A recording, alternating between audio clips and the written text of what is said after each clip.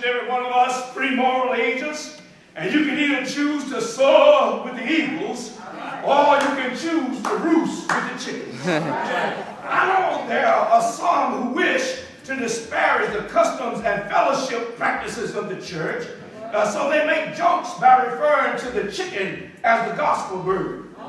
But it never ceases to amaze me how many of us choose to shun the association with eagles in favor of roosting with chickens.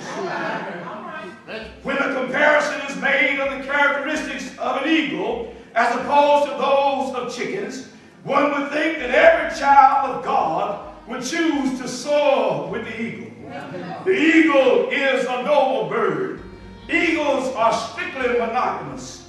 They remain faithful to just one mate throughout their lifetime. The chicken, on the other hand, is a very fickle bird. You turn a rooster loose in the barnyard, and he'll flick from one hen to another until he has completely exhausted himself. I tell you, I'm amazed at how many Christians choose to roost with the chickens. The eagle is an industrious bird. He is swift and graceful in flight, always on the hunt, seeking a better life for his eagle family. The chicken, on the other hand, is too heavy for his wings to support him in flight.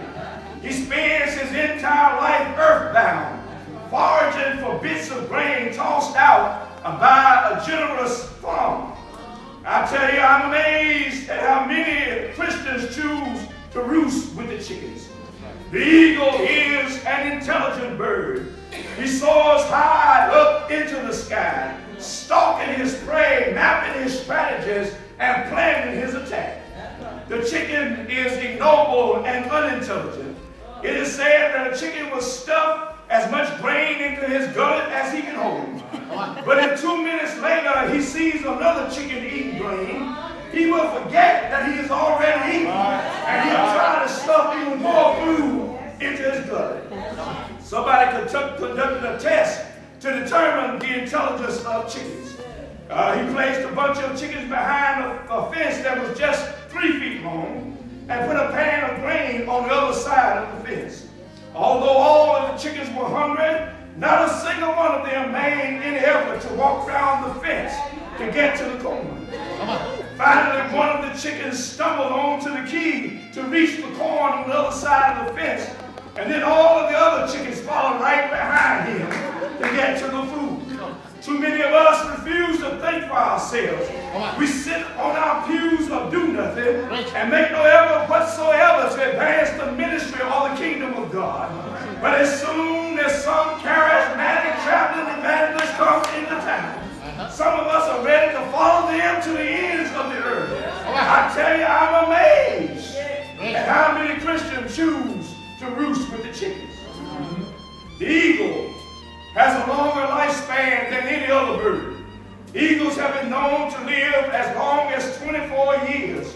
Most chickens live only a few months. His highest aspiration is to end up in a housewife's frying pan or in a can of Campbell's chicken noodle soup. God has promised us everlasting life, but so many of us walk around trampling God's mercy under our feet. Our only aspiration is to live for the here and now, with no regard at all for the future consequences of our actions. I tell you this morning, I'm amazed at how many Christians choose to roost